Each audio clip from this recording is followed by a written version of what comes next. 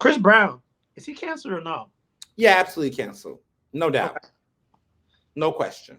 So why do you think he has still to this day, much like R. Kelly, that he has such a strong fan base who will defend him to the end?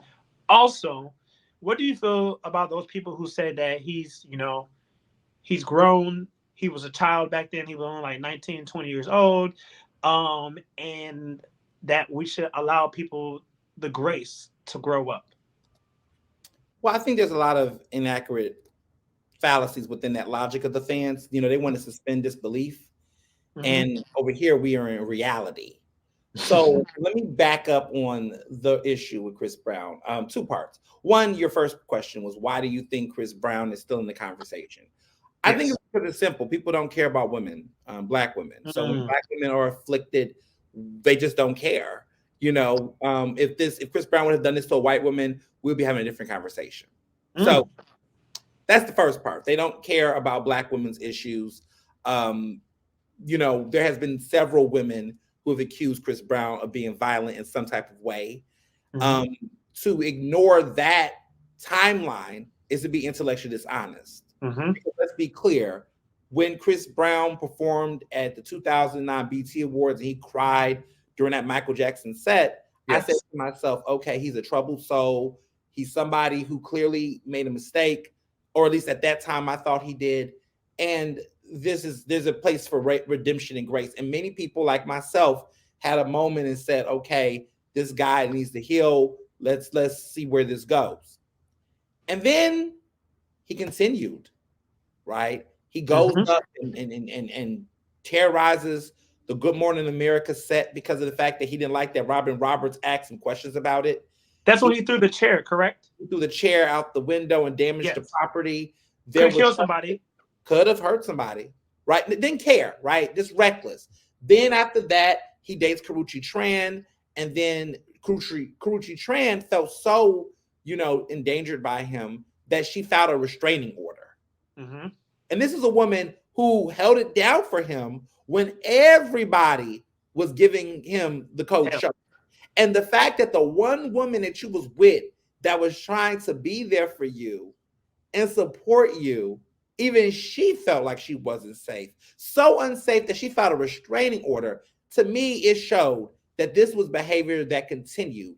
He has also have had many colorist remarks towards Black women, acts of homophobia. His incident with Frank Ocean is very questionable.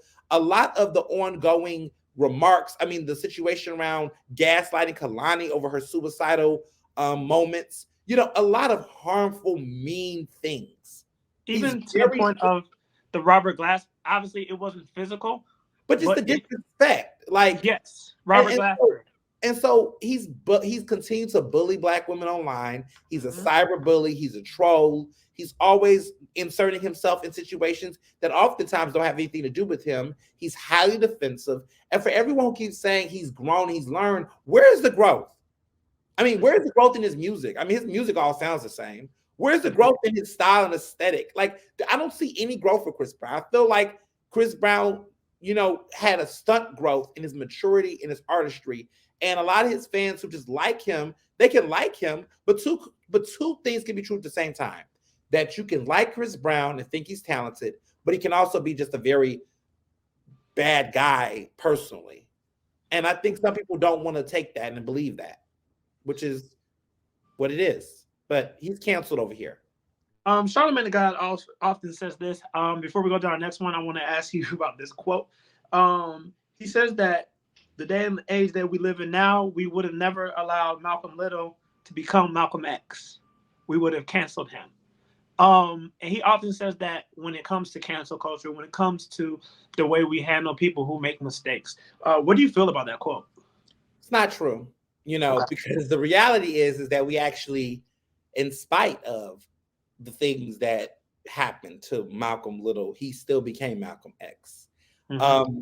Our community, the realities of people being canceled in a segregation country like America was back then, it was actually harder for Black people to actually have the abilities to have courage and be visible and stand out. In Mm-hmm. fact, it didn't matter what they did back then. They could have been anything and could have still been persecuted. And as we can see, when people reference the Malcolm X's and the MLKs, those people were assassinated. So it Mm-hmm. doesn't, the society as it is today and tomorrow, that doesn't hold any merit, because the reality is that back then society did not want imperfect people. And how does he say that when we live in a world where Mel Gibson says racial slurs and anti-Semitic slurs and still get a career? That Charlemagne the God has been accused of sexual assault and has also have made various problematic things about Black women and queer people, has been very much so transphobic. And yet this man has multi-million dollar deals, still has book deals, still is touring, still does a show. So he's lying. Like, he literally is the embodiment of somebody who can do whatever he wants and continue to have a career. So what is he talking about? Like, he's a good example of a total jerk that's consistently being able to be platformed. I don't think you're going up to the Breakfast Club anytime soon. Not at all. Don't want to. Where do you think faith and cancel culture kind of align? I think that what we need to stop doing is putting the cart before the horse.